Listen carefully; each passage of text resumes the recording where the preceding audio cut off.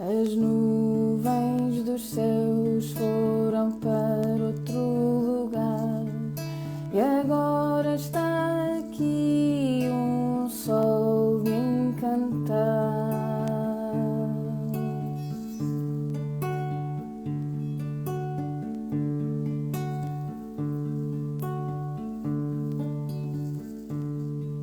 As nuvens dos céus foram para outro lugar e agora está aqui um sol de encantar. Foi o pássaro trovão, o grande capitão daqueles dias de ilusão. Foi o pássaro trovão, o grande capitão daqueles dias de ilusão.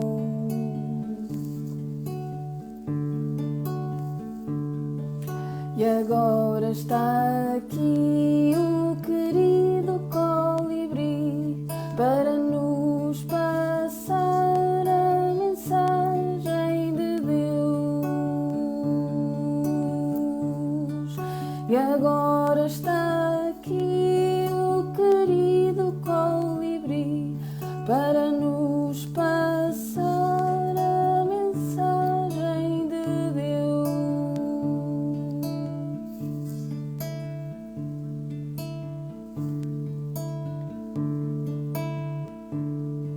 Escutai com amor e também com louvor a riqueza que vive na dor.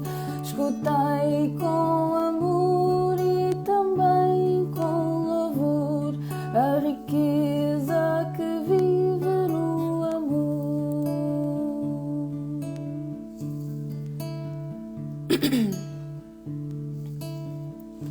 Bem-vindas a quem já chegou a Iris também. E eu vou chamar-te, Iris, para vires conversar comigo.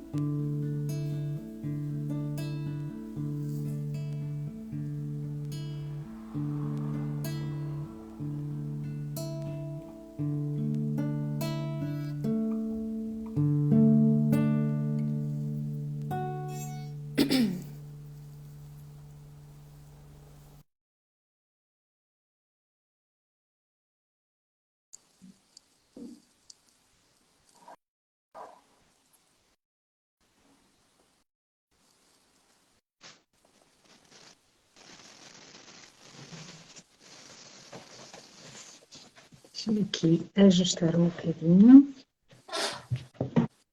Pronto. Bem-vinda! Olá! Podes ver pelo meu sorriso como eu estou feliz por te ter aqui. E gostava muito que fizéssemos 1 minuto de silêncio antes de começarmos a nossa partilha. Este minuto de silêncio, ele convida a que possamos esvaziar o nosso caldeirão para podermos fazer a nossa magia a partir desse lugar. Ok? Eu depois já nos chamo novamente para conversarmos. Obrigada, até já.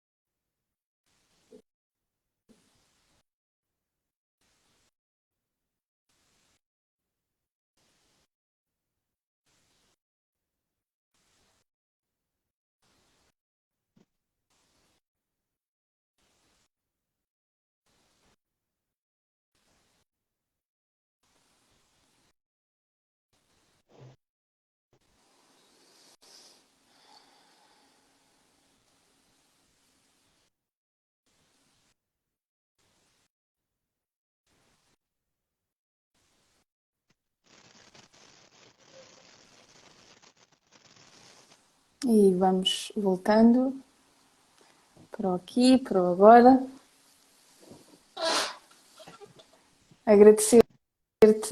Agradecer-te muito, Iris, por mais uma vez me ajudares a dar um passo assim importante no caminho da minha missão, no caminho da visibilidade daquilo de que desejo trazer ao mundo para inspirar quem se sentir convidado a estar e a ouvir e a escutar.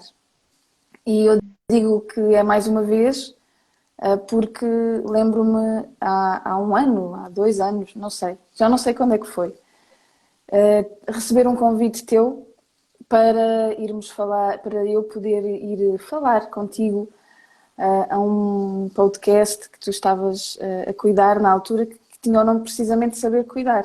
E lembro-me que foi um momento muito importante para mim, falar contigo neste contexto, foi abrir um portal para acontecer o diálogo de medicina depois, mais tarde. E por isso é que hoje, nesta nova Sara, nesta nova temporada do Diálogo de Medicina, eu senti que queria mesmo muito que tu fosses a pioneira por várias razões, porque és uma mulher que cuida de mim, porque és uma mulher irmã, que não temos uma ligação diária, mas que há algo que nos une, eu sinto isso, algo muito bonito e profundo, e por isso quero muito conversar contigo e trazer-nos para quem estiver aqui a ouvir-nos e para quem nos vai ouvir depois. E por isso dar-te as boas-vindas e agradecer-te por estares aqui. Muito obrigada a ti pelo convite e pelo carinho e confiança.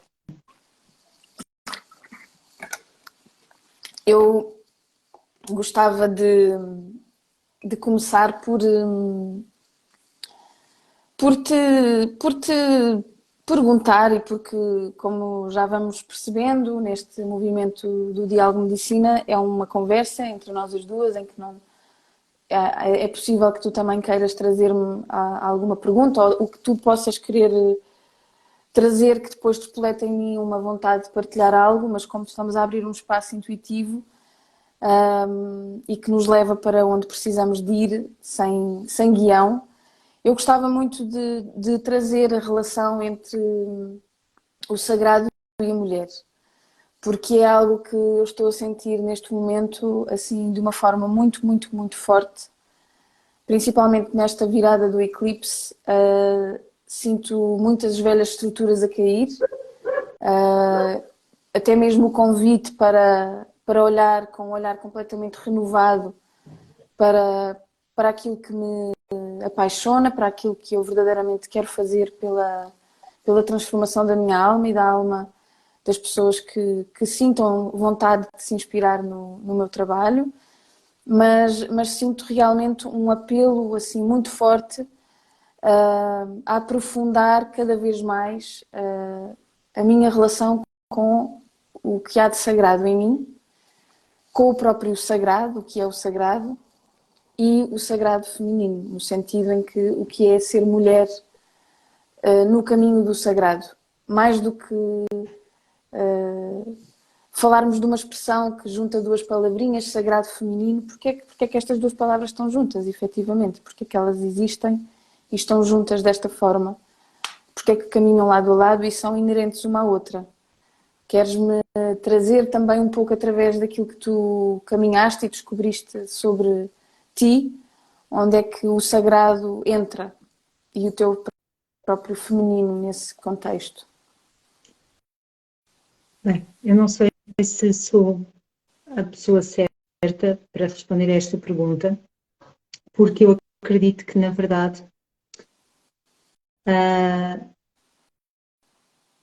o sagrado não entra nem sai, o sagrado ele é intrínseco a tudo o que existe. O sagrado, a natureza é sagrada, a terra é sagrada. Do sagrado nada se exclui. Apenas se exclui a crueldade, a desumanização, a objetificação e o abuso. De resto, se é o sagrado masculino, o sagrado feminino, o sagrado interno, o sagrado externo, tudo isso são expressões da multiplateia da vida. Nada é mais sagrado nem menos sagrado do que nada. A partir do momento onde há reverência, respeito e cuidado, onde há uma presença sensível e atenta ao que nós sentimos e também ao que os outros seres sensíveis e sencientes que nos rodeiam, que são humanos e são animais e são plantas e são pedras e são águas e são tudo aquilo que nos permite viver, é visto como é suposto ser visto, como sendo vivo, consciente, amoroso, como estando sempre em relação e em troca connosco. E, na verdade, olharmos com carinho e com cuidado é o mínimo que nós podemos fazer para agradecer o tanto que recebemos todos os dias. Então, eu diria que este nosso esforço de sacralizar tudo fala de um desvio cultural muito grande,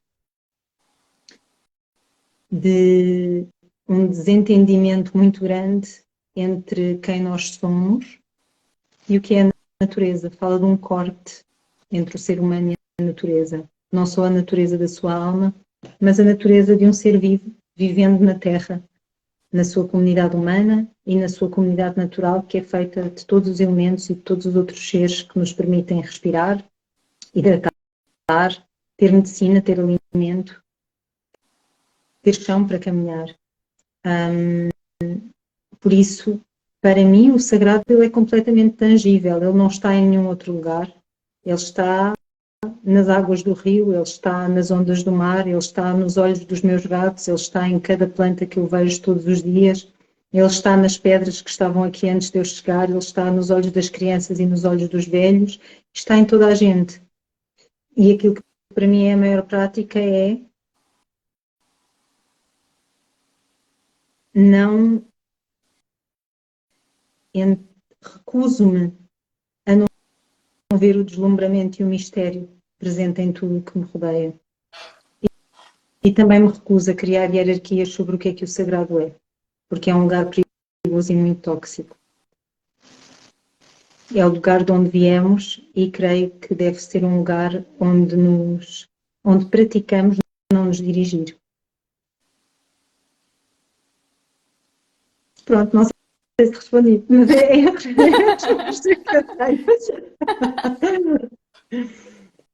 Bom, Eu acho. também temos uma coisa a meu favor. Quem me convida já sabe que eu vou ser disruptiva, não ortodoxa, eu não vou ser aquela pessoa que enche tudo de brilhos e que. Pronto, Não, não sou. não estava a achar nada disso. Eu estava a perceber o quão é bom poder ir navegar nestas águas contigo, porque eu estava a seguir-te, não é? E de repente tu lanças assim uma gargalhada e bom, isto pode que, na verdade, não ser, não ser o que pode ser, não é verdade? E é essa contradição que eu agora considero cada vez mais sagrada, que existe dentro de nós podermos aceder à profundidade da vida, compreendê-la, aceder por legítima vontade ao grande mistério, não tendo que o perceber completamente, mas simplesmente sê-lo através das nossas vísceras, através das nossas da nossa forma de ser, de cantar, de falar, de olhar, de observar, não é? E eu trago-te este tema muito especificamente porque o facto de ter sido mãe reavalia completamente a minha visão, e ainda muito em construção, claro, reavalia completamente a minha visão sobre a mulher, a saúde, a forma como as duas áreas se interligam, na forma como nós, mulheres, podemos descobrir quem verdadeiramente somos e como esse tema da hierarquia ou do estatuto ou do abuso pode muitas das vezes entorpecer o caminho, não é? Porque não é que eu goste de falar daquilo que não funciona, mas ao mesmo tempo o que me leva a estar aqui hoje a falar contigo sobre isso é porque em alguns momentos do meu pós-parto confrontei-me com situações que percebo que a mulher, a cuidar de outra mulher, ainda está verdadeiramente entorpecida, não é?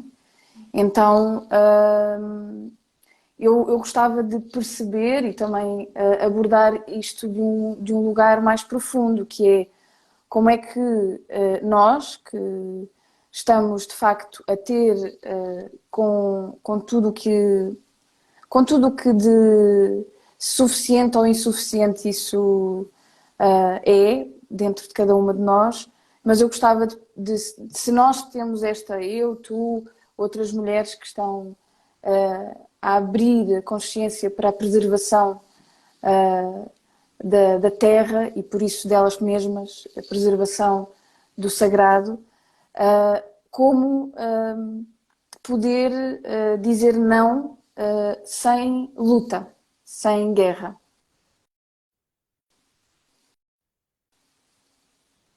Olha, na verdade, dizer não sem luta, às vezes é importante dizer não com luta. A luta é uma força muito subestimada. E a nossa capacidade de lutar, ela é fundamental no nosso sistema nervoso.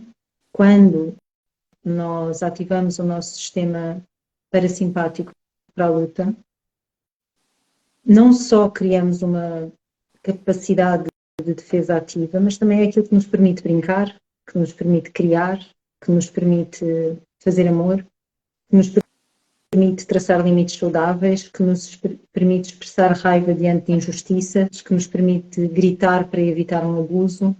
Então, em boa verdade, eu acredito que aquilo que nos falta é capacidade de lutar. Nós não sabemos lutar. Essa capacidade foi sendo podada em homens como em mulheres e de uma forma muito generalizada nós temos uma glorificação do congelamento. Seria mais interessante se pudéssemos ter estruturas onde aprendemos a lutar de uma forma construtiva.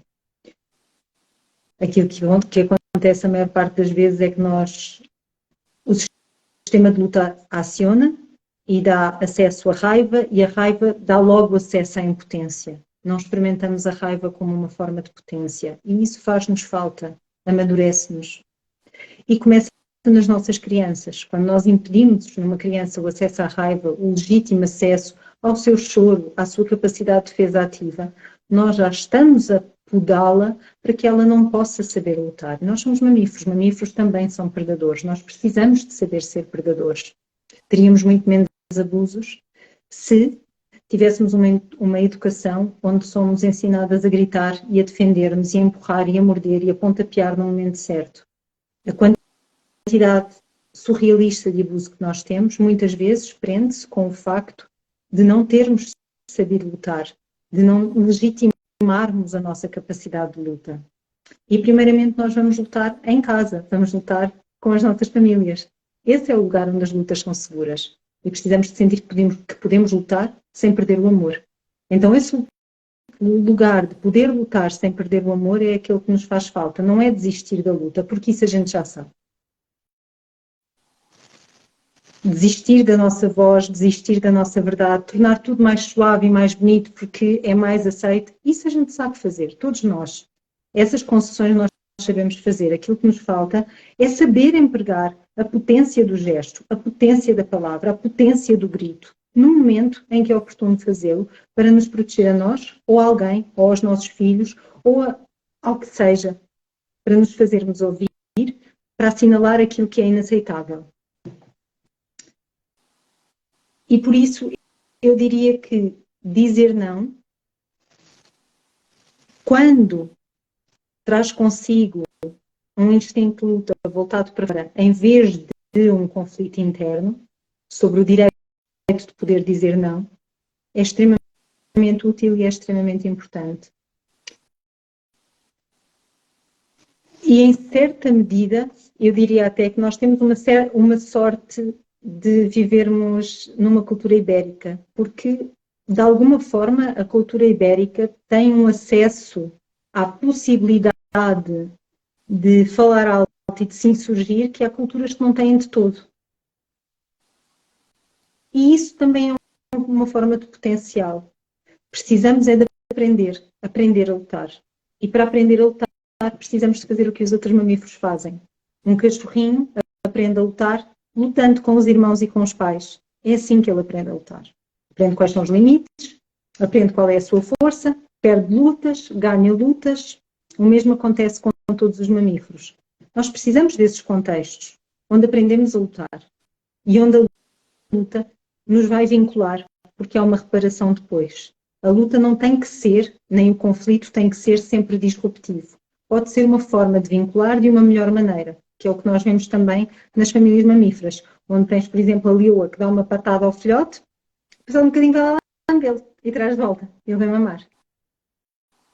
E está tudo bem. Ela traçou o limite, ensinou-lhe a lição e depois anda cá que eu ando.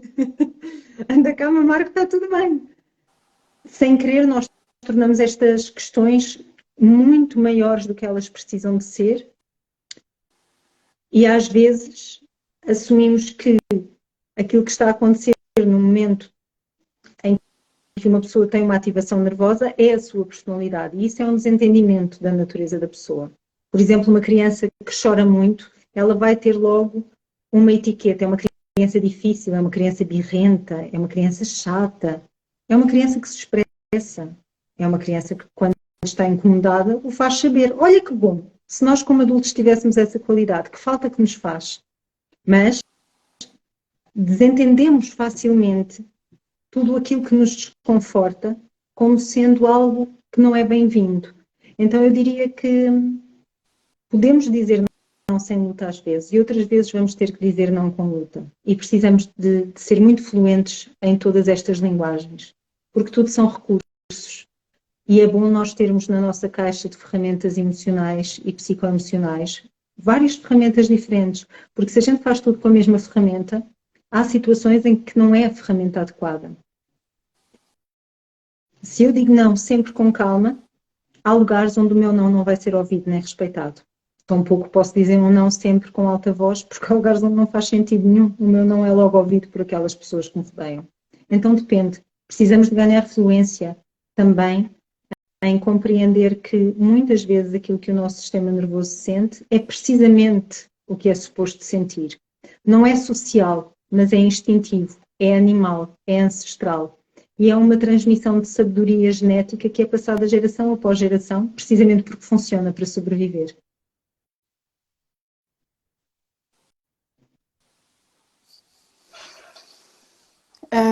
Enquanto esta tua visão, que me encaixa muito bem, encaixa muito bem neste momento da minha vida, eu gostava de outro dia, sabe, eu aproximado muito aqui das pessoas da minha aldeia e que me têm ajudado a cuidar da minha filha e tenho estado a ver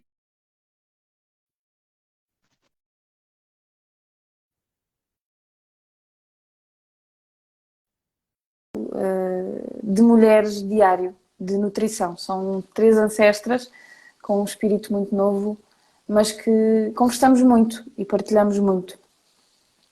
E eu estava precisamente a falar do ter que lutar, não é? Mas eu sinto que nestes contextos tenho percebido que a minha autoestima ainda não está completamente moldada a receber a consequência, não é? Ou seja, eu ainda não estou nem sempre preparada para a consequência ou daquilo que eu levo como para a luta, não é? Que tem um resultado e a consequência é o resultado da energia que eu coloquei no processo e eu considero ser a minha verdade naquele momento e porque me autorizar a dar voz ao coração de um lugar menos racional, Dou por mim a atriz nova à minha verdade. E isto para te dizer que há esta mentalidade que foi o que eu ouvi nessa conversa, de uma forma muito, muito tranquila. Uma das minhas amigas disse-me: mas olha, eu não sei se tu assim vais conseguir, eu não sei se tu assim vais conseguir, porque vem aquela ideia que te tornas inflexível quando trazes a tua verdade, ou que então estás-te a isolar, porque recusas uma realidade, porque recusas muitas das vezes o desvio, o que tu consideras que pode ser importante, como quando tu dizes, há pouco dizias, dizer não ao abuso. E de que lugar é que nós podemos identificar o abuso, não é? Ou seja, os princípios que moldam a alma para que tu consigas perceber o que é verdadeiramente respeitoso e aquilo que não é, não é? Então, para não aprofundar e trazer aqui uma questão muito direta, em alguns tu sentes receio de que nas tuas lutas te tornes inflexível ou que te tornes ou que te isoles de uma realidade que na vida à nossa volta. Então, vou dividir a tua pergunta em duas partes. Uma delas, tu trouxeste aqui quais são os valores para identificar o abuso. Esta resposta tem duas vertentes. Uma delas é: o senso de abuso é íntimo. O que uma pessoa sente como abuso, outra pode não sentir. Por isso não há, em certa medida, não há valores universais. Mas em certa medida há. E aqui entra a questão do consentimento. Se há alguém que não consente em algo que lhe é feito, é um abuso.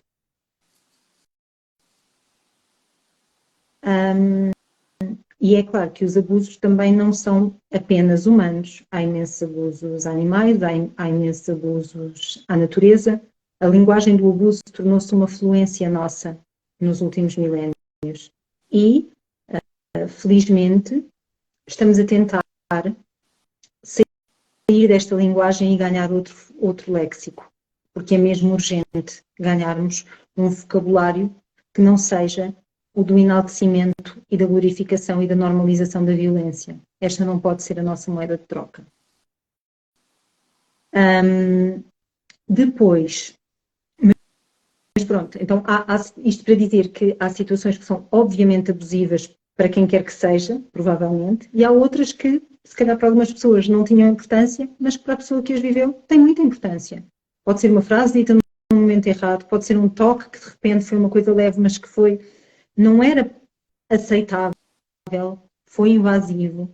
Pode ser a forma como alguém nos olhou e que nos feriu profundamente, que foi invasiva, que foi abusiva, que tocou em feridas nossas, que a outra pessoa pode até nem saber que temos, mas que ainda assim talvez seja uma porta para debate.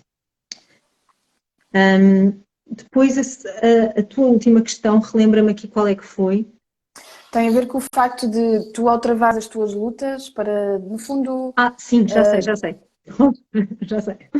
Desculpa. Não, eu então, também as vou nossas por aí verdades, fora. elas não são eternas, são mutáveis e tudo existe para ser questionado, inclusivamente as nossas verdades. Não tem problema. A gente sabe que a partir do momento onde assume um posicionamento, vai ser questionado. E está tudo bem. Ninguém tem que concordar connosco. Ninguém é Deus. Nós não temos que emitir verdades absolutas. Agora, aquilo que é a nossa verdade vale para nós. Não tem que valer para mais ninguém, vale para nós. E é claro que, como em tudo na vida, vai haver perdas e ganhos. Se tu escolhes um caminho e não outro, vais sempre ter consequências. Se escolhes aquilo que naquele momento é o mais íntegro com a pessoa que tu és naquele momento e com o lugar onde estás, porque nós não somos personalidade, nós somos processos, somos processos vivos e dinâmicos e estamos em transformação como tudo está. E as nossas verdades também estão em evolução. Felizmente, não são para sempre. É claro que há um risco de dogmatismo, mas há um risco de dogmatismo dos dois lados, tanto no assumir daquilo que nós consideramos a nossa verdade, como no desistir desse mesmo assumir. Os dois são lugares que nos podem fechar e isolar. É sempre nossa responsabilidade perceber até que ponto é que estamos disponíveis para fazer compromissos e concessões e quando é que não é possível fazê-los, porque há coisas preciosas demais que não podem ser perdidas e que por conta de preservar essas coisas vamos perder outras. Porque não há situações ideais e não há situações perfeitas. A gente faz uma escolha, ela vai ter consequências e dentro dessas consequências algumas vão ser maravilhosas e outras vão ser bem desafiantes e vai haver perdas e vai haver ganhos e provavelmente há pessoas que ficam e há pessoas que vão e isso faz parte. E o que decorre daí faz parte de sermos humanos. E precisamos também de perceber que está tudo bem. Está tudo bem alguém questionar a nossa verdade. Está tudo bem mudarmos a nossa verdade. Está tudo bem em, se nos faz sentido, ajustar a linguagem para comunicar a nossa verdade. E está tudo bem dizer as coisas como elas são, porque naquele momento é mesmo assim que as queremos dizer, com total transparência. E está tudo bem em sermos responsáveis pelo que se ganha e pelo que se perde, porque faz parte. E vamos ter, se calhar, lutos a fazer, ao mesmo tempo que temos coisas a celebrar. Vamos ter paradoxos para gerir. Não vai ser nem tudo bom, nem tudo mau. Vamos ter aqui paradoxos para gerir. Vamos estar no movimento das águas. E isso faz parte da vida. Mas estamos lá, mais uma vez, quer escolhamos assumir a nossa verdade, quer escolhamos suprimi-la. A única coisa que muda é o nosso senso de propósito. Quando eu falo em senso de propósito, para mim, propósito não é esta coisa de marketing que se fala agora, que é um propósito para a vida. Vais-te tornar não sei quem, vais fazer não sei o quê. Propósito é porque é que eu estou viva. E se nós nos habituamos a cortar coisas que são mesmo importantes para nós, às tantas, quem é que lá está?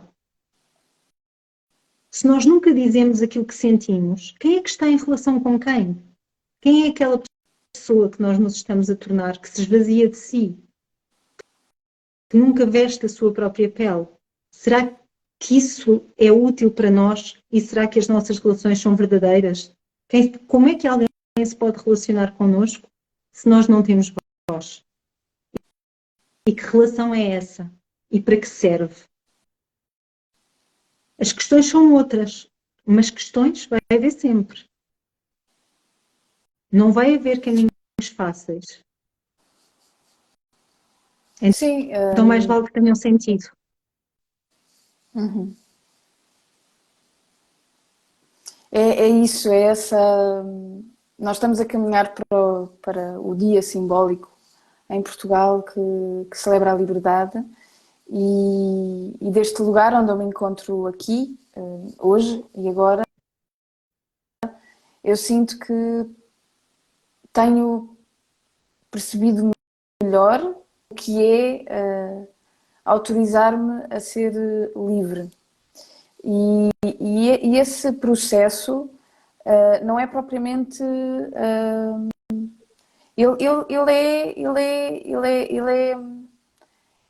Ele é do tamanho da força da natureza.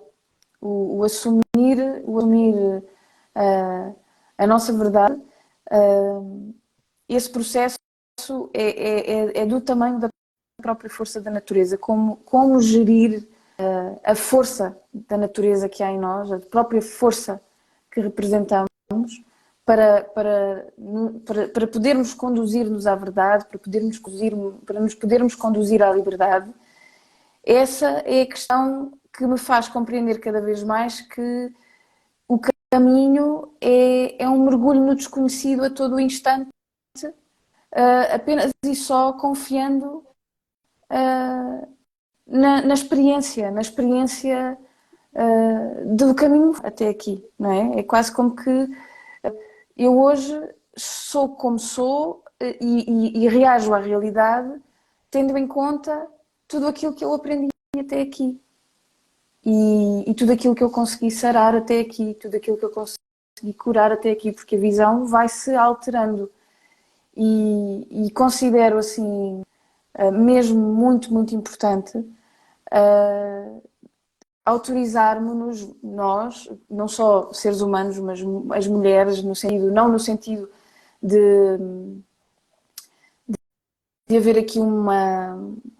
Porque a minha relação com o feminino está em transformação, porque quando se ama, tudo isso toma uma perspectiva diferente e a própria forma como abraçamos a causa que nos faz compreender que há uma mensagem para o mundo e que fala da emancipação da mulher no mundo, tudo isso é uma força que nos move a fazer isso. Mas porquê? Porque existem situações que estão realmente a tocar no nosso âmago e que nos fazem, enfim, fazer caminho. E ele torna-se misterioso a partir do momento em que nós queremos comunicar com a nossa própria intuição, quando nos queremos conectar à nossa sabedoria interna, quando queremos entrar em contacto com os mistérios da vida. E a única forma de nos relacionarmos connosco próprios e com o mundo e com as outras relações que temos na nossa vida é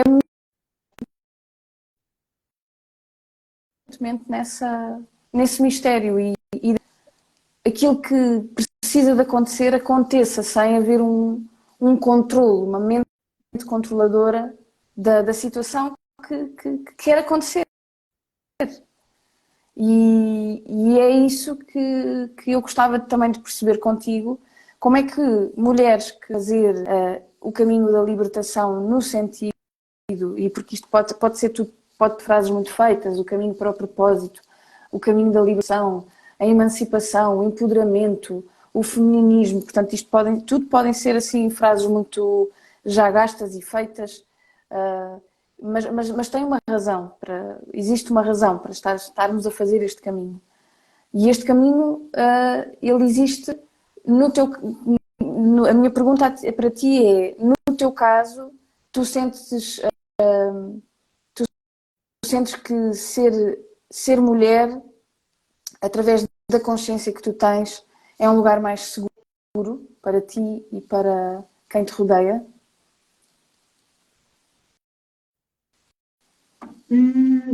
Não, porque na verdade ser mulher é muita coisa. É muita coisa. Ser mulher é um conjunto de muitas coisas diferentes para cada mulher em momentos diferentes da sua vida. Então, aquilo que eu sinto que é mais importante é abraçarmos a complexidade e a heterogeneidade, sem tentar homogeneizar. Ser mãe, ser mulher, ser humano, está sempre a mudar. A forma como nós vemos e nos relacionamos com isso é muito subjetiva. Às vezes eu sinto-me mulher, às vezes não. Depende. Há uma flexibilidade que eu sempre tive em relação também ao que é a minha identidade, que tem a ver com onde é que eu estou e o que é que eu estou a sentir. Então, eu diria que, para mim, não é um lugar de segurança, é um lugar de questionamento. Todos os dias eu acordo uma pessoa um pouco diferente e tenho que me perguntar quem é que eu sou hoje, ou quem é que eu sou perante esta situação. Aquilo que me traz segurança é a capacidade de questionar, para não perder discernimento. Não é encontrar respostas fixas, porque eu sei que elas me vão sufocar. É perceber que elas estão ali num momento e noutro momento se transformam em novas perguntas, mas a capacidade de questionar é aquilo que eu considero, na verdade, o maior tesouro. É podermos questionar, porque sem questões Não há possibilidades, não há soluções, não há caminhos. A pergunta é sempre o princípio. Então, eu diria que o que me traz mais segurança é mesmo a possibilidade de questionar quem é que eu sou, o que é que nesta fase da minha vida é ser mulher, como é que eu me relaciono com isto. E poder também ouvir quais são as respostas de quem me rodeia, nos diferentes momentos.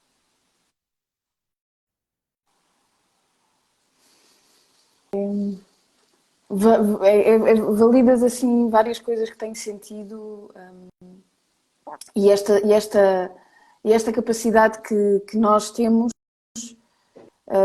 como seres humanos de ter esta chave, que é o questionamento. Ter esta chave todos os dias para abrir portas da nossa consciência e através do questionamento abrir sempre novas possibilidades e novas formas de ver quem somos e o que nos rodeia. E por isso falar contigo hoje é assim um processo de desconstrução muito grande, porque sem querer às vezes queremos definir um novo eu, numa nova fase, e a verdade é que é completamente ao contrário, é o oposto, é o caminho da desconstrução, o caminho de todos os dias, precisamente, podermos só abraçar esse mistério e esse questionamento que nos faz compreender o que é necessário fazer hoje, ou ser hoje, para chegarmos ao fim do dia em pleno, em pleno com o coração, independentemente daquilo que é. O coração, ele pede, ele pede que haja silêncio, ele pede que haja diálogo, ele pede de tudo um pouco, ele pede vida. O coração pede vida. E vida em ligação com um propósito, viver em ligação com a necessidade de, não necessariamente para chegar a algum lugar, mas fazer um caminho, eu acredito que traz, no fundo é a seiva, não é? Não é e é isso, compreender em certos momentos, e eu trago estas questões porque são questões que estão muito no campo e que acredito que é o meu questionamento e o questionamento de várias pessoas, é como é que através deste trabalho da escuta interna, expressão da nossa verdade, nós conseguimos comunicar com uma realidade que na verdade está que não está a compreender o sagrado. Eu tenho um rio aqui a passar à porta de casa e este rio necessita de renascer para uma nova vida, porque nele são feitas descargas, nele há muito lixo em alguns momentos. Então, esta desconexão com a natureza faz com que estejamos em desconexão connosco próprios, não é? E em alguns momentos, duas realidades, quando entram em comunicação, elas não se não existisse possibilidade para o diálogo, e por isso a manifestação, e por isso a indignação, e por isso depois esses movimentos que eu acredito ou pelo menos me questiono, que a luta não é o resultado de uma pessoa ferida, noutros momentos é simplesmente a guerreira a trazer a sua força, não é? Então é perguntar-te como é que nós podemos gerar ações desde o individual ao coletivo, que possam trazer uma verdade e que possa despertar a consciência, sem que seja nas estruturas velhas da manifestação, ou seja, acho que toco no ponto aqui de a manifestação, como é que nós podemos manifestar a nossa verdade enquanto coletivo, havendo uma nova possibilidade de uma nova estrutura, como é que ela poderia ser, através do teu imaginário? Olha, eu diria que aquilo que é mais importante é entendermos que a escuta tem que ser simultaneamente interna e externa. Nós somos quem somos porque somos tecidos pelas pessoas e pelo ambiente onde estamos, não só o ambiente social, mas o ambiente natural. Isto quer dizer que todos os dias o rio te torna a Sara que tu acordas. E como ele está, também te toca e também te move. E todos os dias a serra, eu estou mais do lado da serra, né? Me informa de como é que eu estou. E para quem vive numa cidade ou para quem tem só prédios à frente, todos os dias essa informação também transforma a nossa escuta interna. A ecologia, psicologia e fisiologia são um todo, não é separável, é um todo, não se separa. O que acontece na natureza acontece na nossa psique e acontece no nosso corpo ao mesmo tempo. E aquilo que eu sinto que temos que aprender a fazer é conversar. É saber ouvir ideias diferentes das nossas. É abrir espaço para nos confrontarem, com respeito, mas para desafiarem as nossas ideias e as nossas certezas. E nós também temos espaço para desafiar as ideias e as certezas dos outros, com todo o respeito, não na tentativa de ter razão, não, mas na tentativa de procurar discernimento, de procurar onde é que, nas nossas diferenças, nos podemos enriquecer. Como é que as diferenças entre nós nos acrescentam algo? Como é que o outro nos dá notícias de nós e nos traz algo que nós não tínhamos? E nós temos uma cultura que é excessivamente focada no que é que eu dou ao outro e como é que eu o melhoro, mas muito pouco focada em como é que eu recebo o que o outro é, como o outro pensa, a experiência do outro. Vivemos muito para corrigir, para aportar, para melhorar, para ser o exemplo, mas às vezes é só preciso sentarmos com. E os conselhos de tribo que ainda existem em muitas tribos originárias são sobre isso. Toda a gente se senta junto a conversar, a aprender junto, a pensar junto, a refletir junto, a questionar junto, a chorar junto, a discutir junto, a rir junto. E a procurar como é que se faz. Como é que a gente, junto, encontra capacidade de continuar vivendo. E eu creio que isso nos falta. Não estamos amadurecidos para o diálogo, para a comunicação, para o debate, para o confronto construtivo de ideias, de sentires, de posicionamentos. E tu sabes certamente disto, não é? Porque quantas vezes nós não somos julgadas porque fazemos determinada escolha e não outra? Há pouca margem, pouca flexibilidade para poder aceitar que a outra pessoa tem direito de viver uma vida completamente diferente da nossa e que isso não lhe tira nenhum valor e também não nos acresce nenhum valor. É só que somos todos diferentes partes de um ecossistema que não nos quer todos iguais, quer-nos diversos para que nos possamos complementar e continuar evoluindo. Então eu diria que passa muito por aprendermos a comunicar, aprendermos a conversar, que é o mais difícil. E para a maior parte das pessoas começa dentro das suas próprias famílias. Há pessoas que nunca tiveram a oportunidade de conversar dentro da sua própria casa. E é claro que isto se prende com algo que tu trouxeste aqui muito importante. Nós somos a primeira geração depois da ditadura. E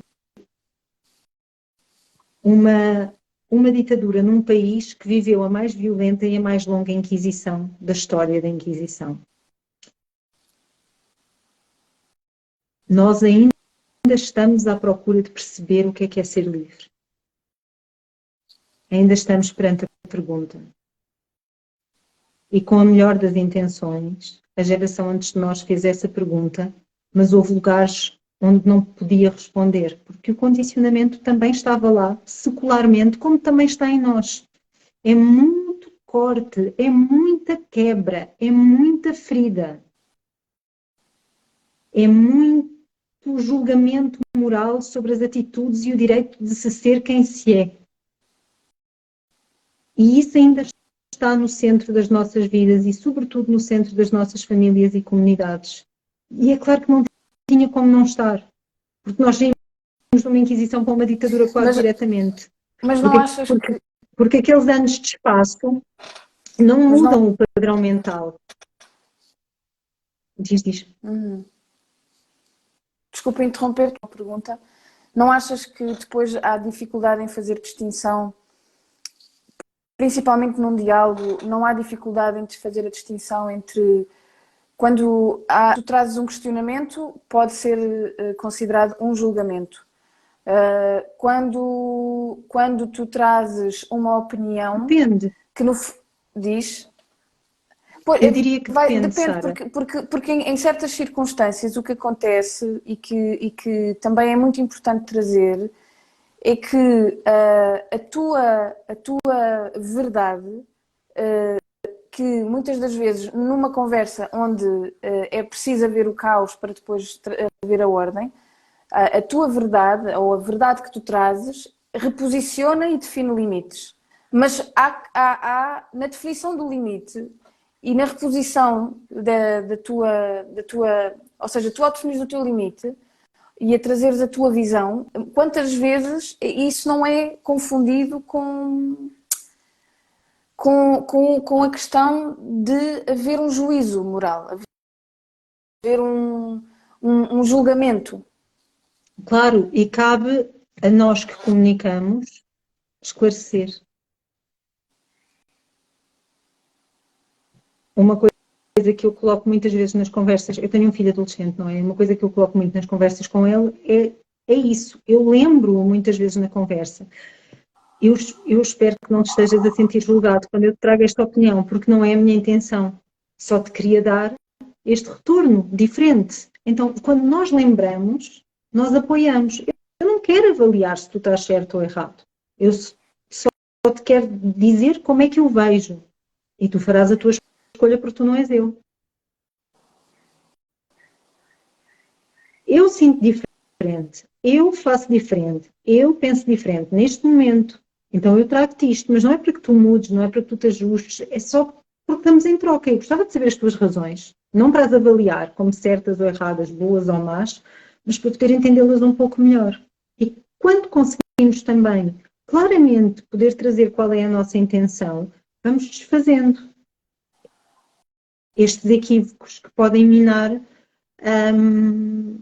E repara, esta questão do julgamento para nós é extremamente sensível precisamente por isso, porque foi muito julgamento moral ao longo de muitos séculos, é transgeracional. Então, claro que nós sentimos facilmente, e isto é uma questão bem portuguesa, nós sentimos facilmente desautorizados, sentimos facilmente inferiorizados, temos pânico de não ter razão, sentimos menores e medíocres num estalar de dedos. Isso, nós fomos treinados para isso. Nós vimos as fotos da nossa ditadura e aqui era a Idade Média. Nós vimos pessoas de cabeça baixa o tempo todo, pessoas encolhidas em si mesmas. Nós fomos treinados para isso. E nós estamos a tentar, tanto a geração dos nossos pais como a nossa, perceber como é que se atravessam estes espaços. E não é fácil e vamos cometer de certeza montes de erros. Mas temos que tentar, porque nós queremos que os nossos filhos possam andar de cabeça erguida e não tenham que se encolher para a vida nos sítios onde nós nos encolhemos. E muito menos nos sítios onde os nossos pais tiveram que se encolher. E isso vai ter a sua dose de erros e confrontos, mas podemos sempre procurar trazer a transparência das nossas intenções. Nós podemos não ser a pessoa mais brilhante na comunicação, mas a comunicação aprende-se. A gente mais pratica, melhor comunica. Não há ninguém que tenha o dom da palavra. A palavra pratica-se.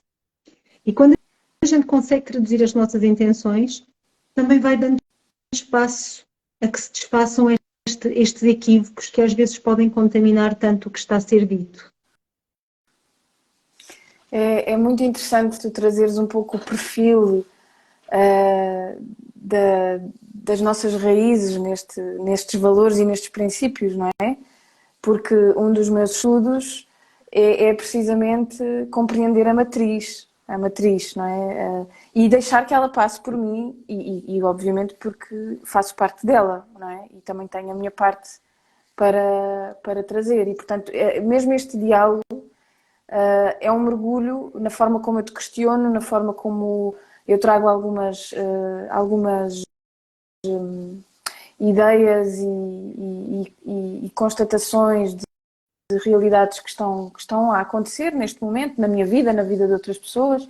Esse lugar dessas características, vem exatamente desse lugar e dessas características. E é aqui que eu considero muito importante irmos mais fundo, é compreender a nossa... a tomar certos e determinados comportamentos como algo que no fundo garante a nossa sobrevivência, não é? Garante a nossa sobrevivência, mas a um certo nível, e é isso que eu vejo hoje assim com muita força a acontecer, um convite do universo e do sagrado e da força que nos move a conduzir, algo a conduzir-nos para o nosso propósito de vida, porque é o propósito, é o sentirmos no propósito que da vida, sentimos a vida, a vontade de viver e por isso essa é a questão, como é que havendo esta matriz que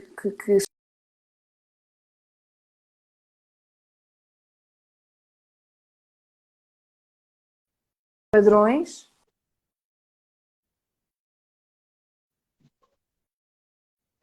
tem uma força muito grande, como é que do individual para o coletivo nós podemos de facto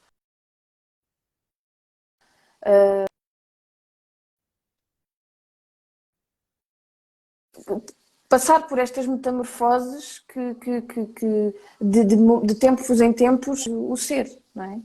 E eu sinto que estas noções de julgamento, porque é precisamente há um chamado muito grande em Portugal neste momento para o despertar espiritual e para nós, para o coletivo, a forma como a espiritualidade está a ser integrada na mente, mais do que no coração, está a trazer algum conflito de valores, algum conflito de conceitos, algum conflito de inclusivamente de quase possível engolir uma cassete para se ser algo a partir do momento em que se começa um caminho espiritual e esqueces-te de quem tu és.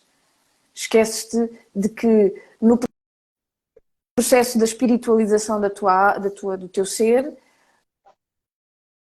o caminho é a humanização. A humanização o mais possível. A humanização não só de ti para contigo mesma, conhecer-te e espiritual de trás, mas não engolir essa cassete desses princípios e desses valores que se aprendem como a possibilidade de nos tornarmos seres melhores, mas sem que isso depois tenha uma sustentação e uma raiz. E aqui a minha última questão é onde é que a visibilidade, daquilo que se diz ser sagrado no caminho do espiritual, onde é que para ti a visibilidade faz sentido, a visibilidade do ser? Olha, vou aqui discordar de ti com todo o respeito. Claro. Eu não acredito no despertar espiritual. Não acredito porque me parece uma forma de arrogância. Nós vimos de linhagens espiritualmente despertas e que decidiram viver a sua espiritualidade à sua maneira. Se nós entendemos como sendo espiritualidade ou não, isso fala de nós, não fala dos outros. Mas creio que temos que ter atenção à arrogância com que olhamos para os sítios de onde viemos e para as pessoas que nos rodeiam. Não acreditem em pessoas despertas. Acreditem em pessoas sensíveis que estão a fazer escolhas que lhes parecem melhores para si e por isso as fazem. Outras nem sequer têm hipótese de escolher. E essas merecem toda a minha compaixão e tenho que ter ainda mais cuidado com a arrogância com que lhes dirijo o meu olhar. Acredito que nós vimos de terras com muita resiliência, onde com muita adversidade as pessoas mantiveram vias espirituais ao longo de séculos e até de milénios, em sítios remotos, e mantiveram as suas vidas espirituais sem qualquer líder, o que é admirável. Se nós vivêssemos num outro continente, seríamos muito valorizados por aquilo que são as nossas tradições. Como de costume, santo da casa não faz milagres e, portanto, nós vemos as pessoas como ignorantes ou simplórias, mas são pessoas com grande resiliência e como eu tive a grande bênção de poder privar com muitas pessoas muito simples, mas muito desenvolvidas a nível da sua forma de olhar a vida.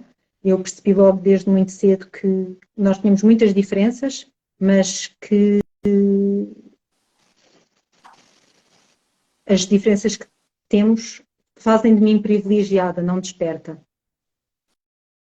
E que preciso de ter atenção a chamar as coisas pelos nomes, porque se eu faço do meu privilégio um despertar, eu vou-me esquecer do trabalho que foi feito para que eu possa ter os privilégios que tenho hoje, que é estar aqui a falar contigo, falar destes temas livremente, escolher o que é que eu visto, como é que eu uso o meu cabelo, ter uma opinião, escrever os textos que me apetece, publicar as fotos que me apetece. Eu faço isso porque alguém abriu o caminho. Erguemos-nos nos ombros de gigantes. Então, nós vimos todos e todas de pessoas que viveram a sua espiritualidade conforme consideraram ser melhor para si. E, portanto, aqui vamos de encontrar K7. Eu creio que dentro do desenvolvimento pessoal nós temos um comportamento muito desviante, que é, muitas vezes achamos que estamos a ir contra o sistema quando estamos precisamente a ser a representação daquilo que dissemos que íamos combater. E então, esta ideia de que vamos ensinar os outros e dar-lhes um modelo de como viver, cria hierarquias. E dentro do desenvolvimento pessoal acontece muito isto. Há uma postura hierárquica que inferioriza as outras pessoas, mas ao mesmo tempo se nutre delas para continuar. Nutre-se delas com dinheiro, nutre-se delas com atenção, nutre-se delas com tempo e energia, mas nutre-se delas. E isso não é muito diferente do que acontece em qualquer seita. É só mais do mesmo. Não é muito diferente do que acontece nos sistemas políticos e religiosos que a gente tem. Então, até nos conseguirmos sentar em círculo, olharmos nos olhos e poder outra vez conversar e partilhar, e a pessoa que partilha uma sabedoria de ordem espiritual estar a apreciar o padeiro que lhe faz o pão para que coma todos os dias, na mesma, sabendo que é tão importante quanto, falta-nos alguma coisa e precisamos de cultivar este lugar dentro de nós. Eu tive um professor sufi, que foi muito importante para mim, e uma das coisas que ele dizia é que todos os professores sufis tinham que ter profissões muito simples. Eles eram sapateiros, oleiros, padeiros, precisamente porque eles nunca queriam, era a forma de se impedirem de criar um falso estatuto a partir do seu saber. E eu diria que isso, de certa forma, esteve presente nas nossas linhagens portuguesas e que é uma fonte de poder. Foi uma fonte de miséria e de trauma, mas também foi uma fonte de poder para algumas pessoas em alguns momentos. E que isso nos pode inspirar a criar comunidades mais compassivas, onde honramos que a espiritualidade é uma força intrínseca. Ninguém nasce sem espiritualidade. Nós somos seres espirituais. A natureza é espiritual. E quando podemos olhar que intrinsecamente temos uma vida espiritual que nasce connosco, que morre connosco, que pode viver adormecida e latente, mas que vai estar lá na mesma. Pode ser mais subconsciente ou mais consciente, mas vai estar lá na mesma e vai-nos bater à porta muitas vezes durante a vida, porque nós também a somos. isso ajuda-nos a perceber que é possível também trazer à nossa cultura que vive tanto de produtividade, linguagens que falem da humanização de que tu falas.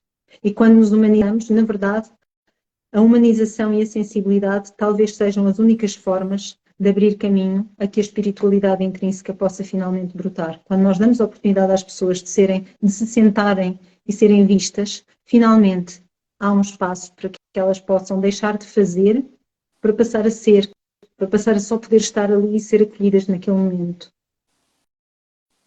E obrigada pelo teu convite e por me trazeres aqui para o teu espaço belíssimo.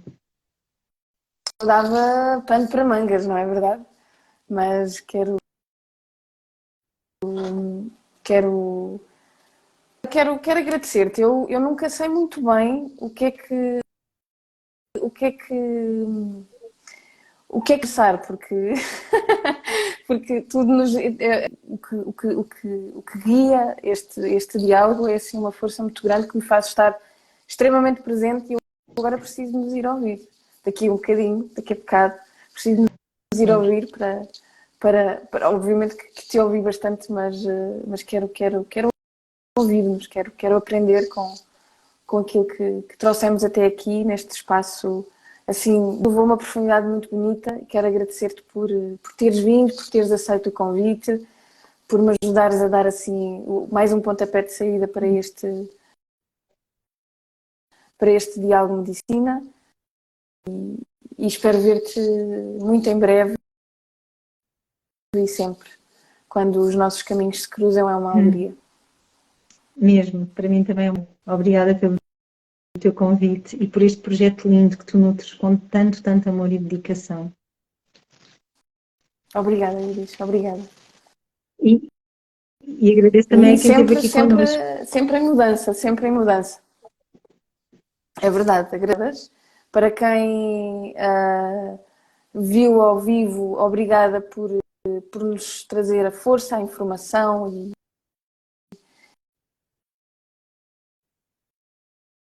aqui a falar sobre estas temáticas misteriosas. E, e agora é tempo de fecharmos este diálogo e desejar um bom dia a todos, um resto de bom dia a todos.